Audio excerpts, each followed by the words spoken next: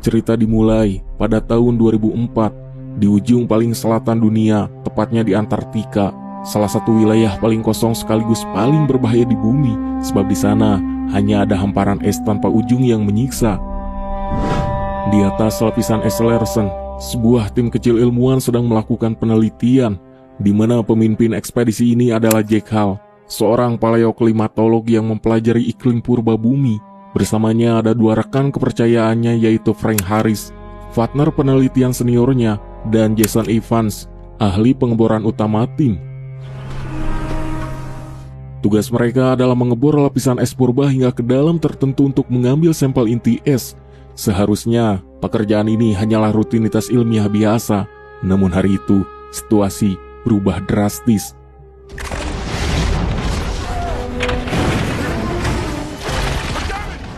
Saat ketiganya menatap ke bawah, mereka langsung terdiam, sebab jurang tersebut sangat dalam, hingga dasarnya tak terlihat sama sekali. Dan yang lebih mengerikan, retakan itu tak berhenti di situ saja, melainkan membentang sepanjang ribuan kilometer membelah Antartika. Pemandangan ini pun menjadi peringatan awal dari bumi yang sedang mengalami kerusakan serius. Hingga beberapa waktu kemudian, Jack menghadiri konferensi iklim PBB di New Delhi, India. Para pemimpin dunia, ilmuwan, dan pejabat pemerintah berkumpul untuk membahas isu pemanasan global. Di depan seluruh hadirin hadiroh, Jack memaparkan ancaman nyata dari berhentinya arus samudera global. Mekanismenya sederhana, yaitu air laut hangat dari Khatulistiwa mengalir ke utara, membawa panas yang menjaga wilayah Eropa dan Amerika Utara tak membeku sepanjang tahun. Sistem ini bekerja karena saat bergerak ke utara, air menjadi dingin dan makin asin. Kandungan garam yang tinggi pun membuat air menjadi berat lalu tenggelam, di mana proses tenggelam inilah yang menggerakkan seluruh arus laut dunia seperti sebuah mesin raksasa. Gases in the ice cores indicate global warming can trigger a cooling spell. Global warming is melting our grandchildren who will have to pay the price. Namun sebelum presentasi Jack selesai, Wakil Presiden Amerika Serikat, yaitu Raymond Baker, langsung memotong pembicaraannya. Bagi Baker, kebijakan untuk mengatasi masalah tersebut membutuhkan biaya miliaran dolar yang bisa merusak perekonomian. Tanpa ragu, Jack langsung membalas, biaya yang harus dibayar karena kita melakukan apapun akan jauh lebih besar dari itu. Sementara itu, di luar gedung konferensi, kepanikan massa mulai terlihat dari demonstran yang membawa spanduk perubahan iklim. Di tengah keramaian itu, Jack ditemui oleh Profesor Terry Revson, seorang ilmuwan iklim ternama yang memimpin pusat penelitian di Skotlandia. Menyadari ada hal yang krusial yang harus dibahas, keduanya pun memilih menjauh dari kerumunan untuk berbicara secara pribadi.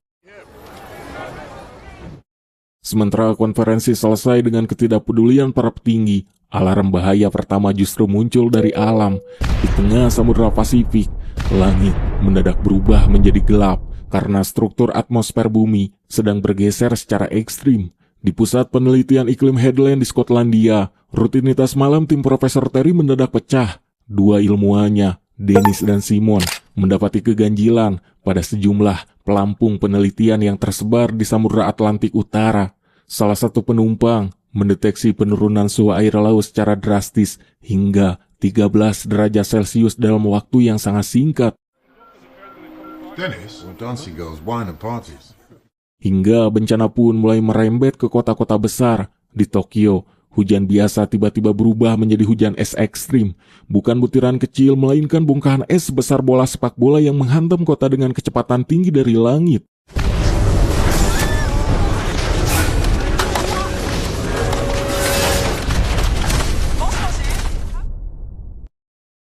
Di sisi lain, Jack akhirnya kembali ke rumahnya di Washington. Lewat sambungan telepon, istrinya Lucy yang berprofesi sebagai dokter mengabarkan bahwa putra remaja mereka Sam baru saja gagal dalam sebuah ujian. Hal yang tak wajar karena Sam adalah anak yang sangat cerdas. Namun, fokus mereka teralihkan oleh agenda esok hari, yaitu Sam harus pergi ke New York untuk mengikuti kompetisi kuis akademik dan Jack berjanji akan mengantarnya ke bandara. Keesokan paginya di kantor Noah, Jack langsung diamuk oleh atasannya yang bernama Tom.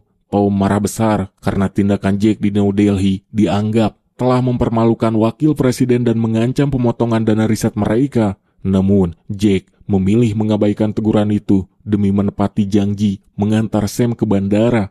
Disappointed. The reason why Mr. Spangler failed me was because I didn't write out the... Well, that's ridiculous. How can he fail you? Saat tiba di bandara, Jake melepas keberangkatan Sam yang pergi bersama dua temannya yaitu Brian dan Laura, gadis yang diam-diam disukai oleh Sam. We're still serving drinks. Folks, it appears we're going to have seatbacks in their upright position. Sementara itu, jauh di atmosfer bumi, para astronot di Stasiun Luar Angkasa Internasional hanya bisa terpaku menatap jendela. Di bawah mereka, sebuah sistem badai raksasa yang belum pernah tercatat dalam sejarah umat manusia sedang terbentuk.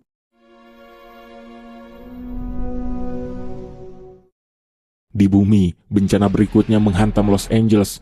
Laporan darurat masuk ke pusat pemantauan cuaca tentang hujan es sebesar bola golf di kawasan pantai. Petugas pun yang menerima laporan tersebut segera memanggil atasannya Bart. Begitu Bart melangkah ke balkon kantornya, pemandangan di depan matanya langsung membuat jantungnya berdegup kencang. Yes, I'm here. This came and erased the Hollywood sign. The Hollywood. See, is anyone hurt?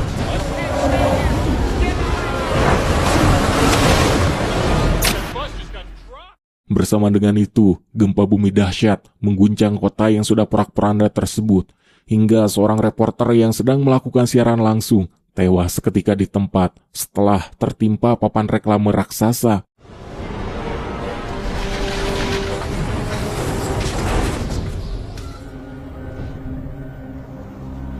Yes, I'm looking. Melihat skala kerusakan yang tak masuk akal ini, Presiden Blake langsung mengambil keputusan ekstrim dengan memerintahkan penghentian total seluruh penerbangan di wilayah Amerika Serikat. Keputusan ini pun otomatis membuat Sam, Laura, dan Brian terjebak di New York tanpa ada acara untuk pulang. Di pusat pemantauan cuaca Washington, kebingungan massal melanda para ilmuwan. Tak satu pun dari mereka bisa menjelaskan fenomena ini. We don't have much time, so let's get Models are going to be a lot of help here. Di tengah kepanikan tersebut, Jake maju dan mengambil alih papan bicara. Ia menegaskan bahwa inilah awal dari kehancuran iklim yang ia peringatan di New Delhi. Arus samudra global telah mati, keseimbangan kadar garam rusak total, dan belahan bumi utara kini kehilangan pelindung panasnya, di mana badai monster yang terjadi saat ini adalah respon langsung alam yang sedang menyeret dunia masuk ke dalam zaman es baru secara instan. Data. They've asked me to feed it, not just continue. I think we're on the verge of a major climate shift. Setelah rapat bubar, Janet menghampiri Jake secara pribadi, menyatakan bahwa ia mempercayai analisis Jake dan siap membantu mencari jalan keluar.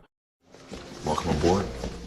Malam itu, Jake, Janet, Frank, dan Jason bekerja tanpa henti tanpa memperdulikan rasa kantuk, di mana selama berjam-jam mereka terus menjalankan simulasi, menghitung kemungkinan terburuk, dan menyusun model prediksi berdasarkan seluruh data yang berhasil dikumpulkan.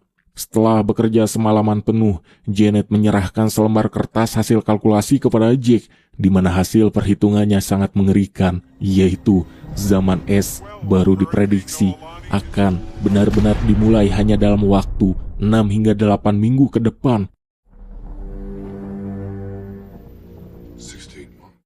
Di New York, situasi kian memburuk saat hujan es terus mengguyur kota tanpa henti dan mulai menggenangi jalanan. Sam menghubungi ayahnya untuk mengabarkan bahwa ia tak bisa pulang karena seluruh jalan transportasi telah ditutup total. Ia pun meminta Jake untuk tidak mengkhawatirkannya. Di Washington, Jake langsung menemui Wakil Presiden Baker untuk memohon agar pemerintah segera mengevakuasi seluruh kota di wilayah utara Amerika Serikat. Namun lagi-lagi, Baker menolak mentah-mentah ide tersebut dan menyuruh Jake menyimpan teorinya sendiri sebelum melangkah pergi tanpa memperdulikan argumen ilmiah tersebut. For another 100 years or so, especially in the northern states. Vice President, if we don't act... Dampak buruk langsung terasa di belahan bumi lain. Hanya dalam waktu 24 jam, benua Eropa mulai terkubur salju tebal akibat badai yang tak kunjung berhenti. Pemerintah Inggris pun segera mengirim 3 helikopter militer untuk mengevakuasi keluarga kerajaan. Namun, saat ketiga helikopter terbang masuk ke pusat badai, jarak pandang langsung hilang akibat kabut salju dan instrumen penerbangan mulai membeku satu persatu.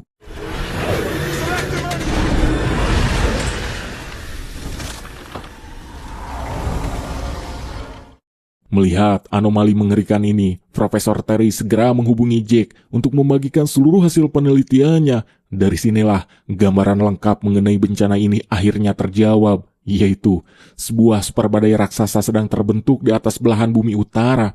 Di pusat badai tersebut, suhu akan anjlok begitu ekstrim hingga siapapun yang berada di luar ruangan akan membeku dalam hitungan menit. Dengan suara berat, Terry memberitahu bahwa Skotlandia hanya memiliki waktu sekitar 48 jam sebelum badai berlangsung selama 7 hari penuh dan menyeret dunia ke zaman es baru. Jake pun langsung mendesak Terry untuk segera mengevakuasi diri. Namun Terry hanya terdiam sebelum berkata, "Sudah terlambat bagi kami." Di saat yang sama, New York mulai dilanda banjir besar akibat air yang menyembur keluar dari saluran pembuangan, di mana jalanan dan terowongan bawah tanah pun kini terendam total. Sam dan teman-temannya berusaha mencari tempat yang lebih tinggi. James mengarahkan mereka menuju Perpustakaan Umum New York, sebuah bangunan batu masif yang dinilai cukup kokoh untuk menahan terjangan air. Saat perjalanan, mereka melihat ribuan burung memenuhi langit, terbang berimigrasi ke arah selatan secepat mungkin, seolah tahu bahaya besar sedang mengintai.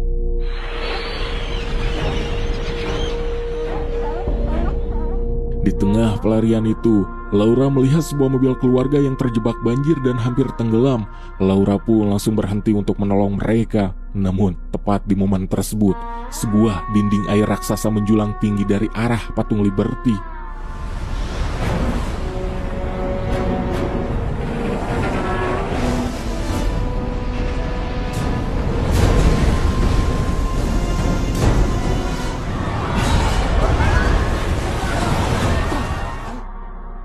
Sam segera berbalik, berlari sekuat tenaga menghampiri Laura, menggenggam tangan gadis itu dan menariknya pergi.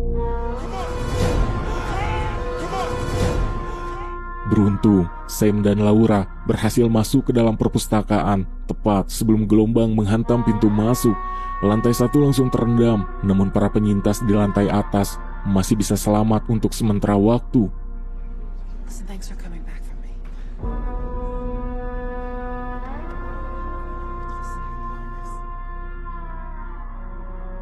Di ruang bawah tanah perpustakaan, saya menemukan sebuah telepon umum yang sebagian terendam air tetapi masih berfungsi. Ia pun segera menghubungi orang tuanya. Mendengar anaknya, Jake menghembuskan napas lega, namun ia langsung memperingatkan Sam dengan nada yang sangat serius. Ia mengatakan jika ia akan segera datang untuk menjemputnya apapun yang terjadi. The storm is just going to get worse. Can you call Lauren Bryan's Only the air is going to be so cold you could freeze to death. What should we do? Listen, wait it out. I will come for you. Hear me? Namun sebelum Jake sempat berangkat ke New York, Tom langsung menghentikannya karena situasi di tingkat atas berubah drastis setelah Presiden Amerika Serikat akhirnya bersedia menemui Jake secara langsung.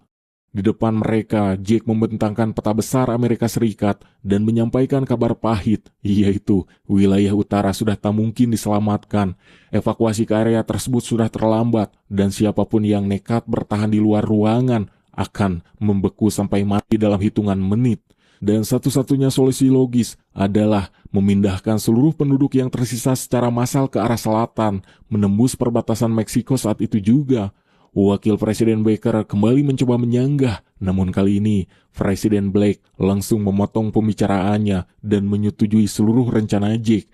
Perintah evakuasi nasional pun langsung diterbitkan. Jutaan warga bergerak serentak ke selatan, menciptakan penumpukan pengungsi luar biasa di perbatasan Meksiko. Breaking news south in the wake of the proposed gale. And now, in a dramatic unfolding here behind me is one of desperation waiting across the river. Di rumah sakit tempat Lucy bekerja, proses evakuasi hampir selesai sepenuhnya. Namun, ada satu pasien laki-laki yang tertinggal karena kondisinya terlalu lemah untuk dipindahkan tanpa ambulan khusus. Menolak meninggalkan pasiennya, Lucy menyuruh seluruh perawat pergi menyelamatkan diri lebih dulu, sementara dirinya memilih bertahan di rumah sakit, menemani anak tersebut sambil menunggu bantuan datang. Di tempat lain, Jake bersiap memulai perjalanan nekatnya menuju New York. All these years I thought I was... Where do you think you're going?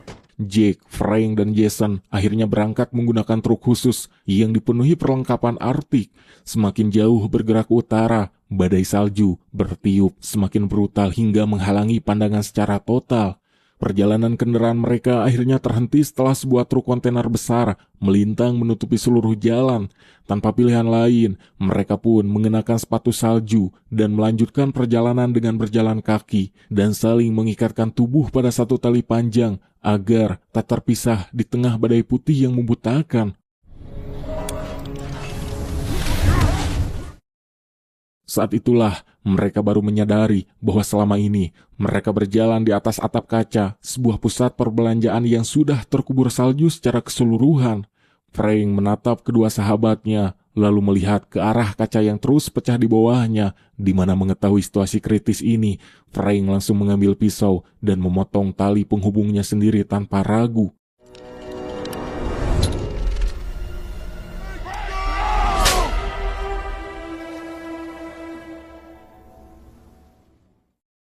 Sementara itu, di perpustakaan umum New York, para penyintas berkumpul di satu ruangan besar, berusaha meredam kepanikan. Sam langsung mengambil kendali situasi dengan meminta semua orang mengumpulkan buku apa saja yang bisa ditemukan untuk dijadikan bahan bakar perapian agar tubuh mereka tetap hangat. You all right? Did you get a signal? Man, this storm is everywhere. I got one. All right. That sounds really boring.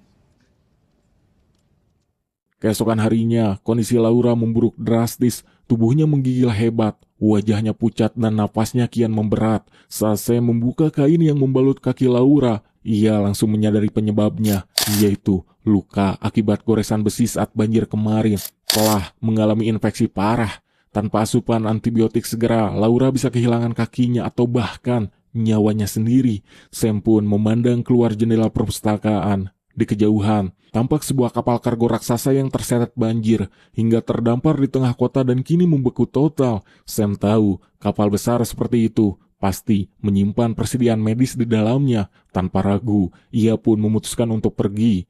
Brian dan James langsung menawarkan diri untuk ikut mendampinginya. Ketiganya pun bergegas menembus hamparan salju dan langsung masuk ke kapal yang posisinya sudah miring.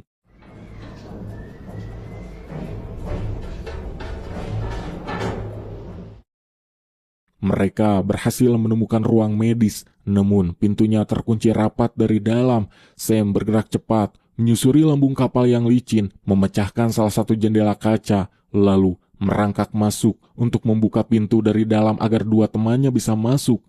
Brian segera menggeledah ruangan dan berhasil menemukan betadin yang mereka cari. Namun, mereka tak langsung kembali, mengingat stok logistik di perpustakaan menipis. Mereka pun memutuskan untuk sekalian menjarah bahan makanan di area dapur kapal.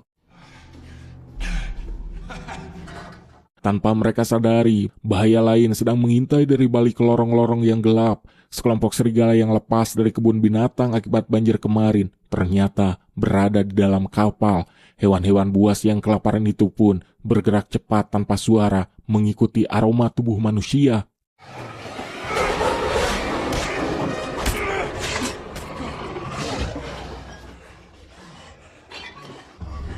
Saat sedang mengatur napas yang tersenggal, Sam melihat ke arah langit melalui jendela kapal. Pola awan di atas sana berubah drastis. Mata badai sedang bergerak tepat menuju New York. Artinya, gelombang udara super dingin akan menghantam kota dalam hitungan menit. Sam mengambil keputusan nekat. Ia memanjat keluar jendela untuk memancing kawanan serigala agar mengejarnya. Strategi ini pun memberi celah bagi Brian dan James untuk kabur membawa obat-obatan dan makanan.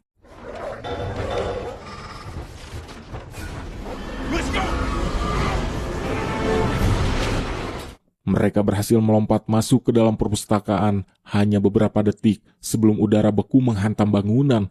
Sementara itu, Jake dan Jason masih terus berjalan kaki menembus badai tanpa henti. Bahkan, ketika Jason akhirnya tumbang karena kelelahan ekstrim, Jake menolak menyerah dan memilih menyeret tubuh sahabatnya itu melintasi salju demi bisa mencapai New York. Tak lama kemudian, mata badai juga mencapai posisi mereka. Jake melihat sebuah lubang ventilasi atap bangunan yang hampir tertutup salju. Tanpa berpikir panjang, ia pun mendorong Jason masuk ke dalam lubang tersebut, lalu ikut melompat turun tepat ketika gelombang udara beku menyapu permukaan di atas mereka.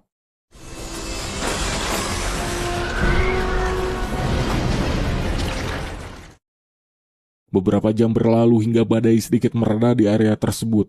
Begitu Jason sadar dan membuka matanya, Jake yang berdiri di depannya langsung berkata tegas, "Kita harus terus berjalan, sebab Sam masih membutuhkan kita." Jason pun mengangguk, dan keduanya kembali melanjutkan perjalanan mereka.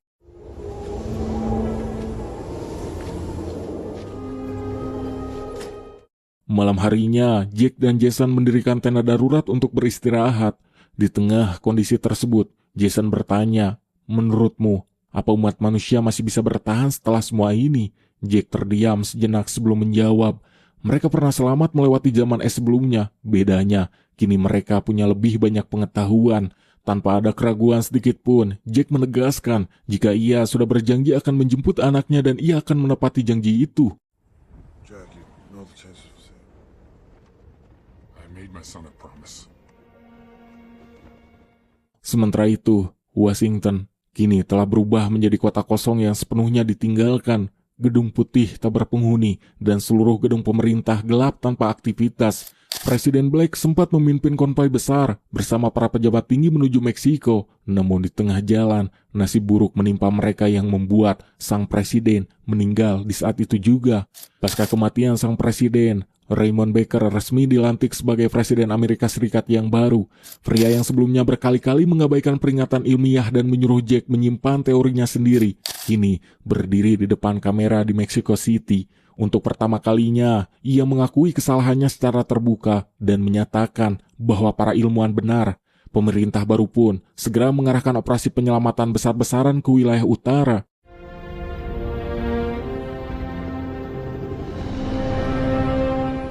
Di rumah sakit, Lucy akhirnya berhasil ditemukan oleh tim penyelamat bersama anak laki-laki yang sejak awal ia tolak tinggalkan. Keduanya pun dievakuasi dengan selamat menuju wilayah selatan menggunakan kendaraan khusus.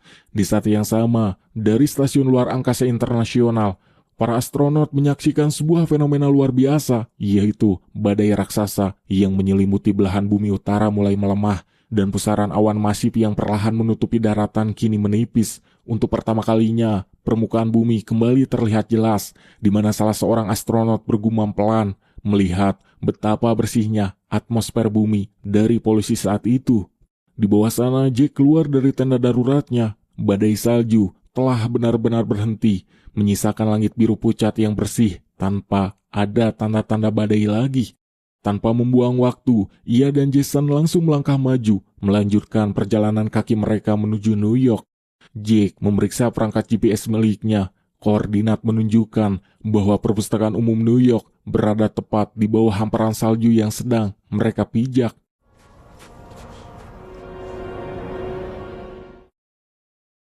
Jake berjalan perlahan, menyusuri lorong perpustakaan yang gelap dan beku. Ia pun terus memanggil nama putranya, namun belum ada jawaban dari dalam. Ia terus melangkah masuk lebih dalam, hingga di balik sebuah pintu, pandangannya menangkap cahaya samar dari kobaran api. Jake pun membuka pintu tersebut secara perlahan, hingga di dalam ruangan, seluruh penyintas ternyata masih hidup dengan api perapian yang terus terjaga.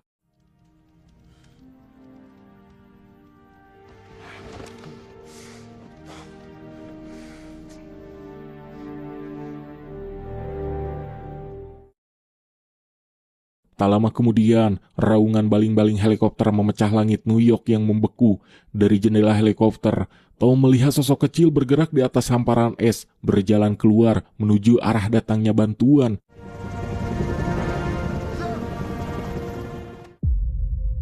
Saat helikopter terbang lebih tinggi, pemandangan mengejutkan kembali terlihat di bawah mereka. Ada jauh lebih banyak orang yang selamat di atas atap-atap gedung pencakar langit. Mereka adalah orang-orang yang berhasil memanjat setinggi mungkin saat banjir tsunami melanda dan bertahan di sana selama beberapa hari menghadapi suhu dingin, di mana seluruh penyintas tersebut pun akhirnya berhasil dievakuasi tanpa ada yang tertinggal.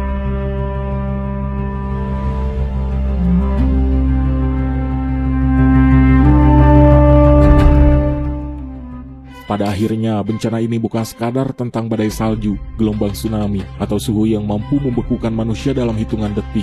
Ini adalah kisah tentang perjuangan, pengorbanan, dan harapan yang tetap bertahan bahkan ketika dunia seolah telah mencapai akhirnya. Jack berhasil membuktikan bahwa sejauh apapun jarak yang harus ditempuh, seorang ayah akan melakukan apapun demi menyelamatkan anaknya, sementara Sam dan teman-temannya menunjukkan bahwa di tengah keadaan paling mustahil sekalipun, keberanian dan kerjasama masih mampu menjaga secercah harapan tetap hidup.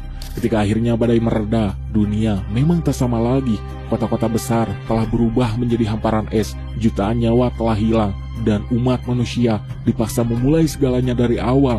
Namun, dari kehancuran itu, lahirlah sebuah pelajaran yang tak ternilai. Segitu saja untuk video kali ini. Like dan subrek jika kalian menyukainya. Abrai seperkanca kru yang bertugas pamit undur pamit ungkur dari hadapan Anda. Dan bye.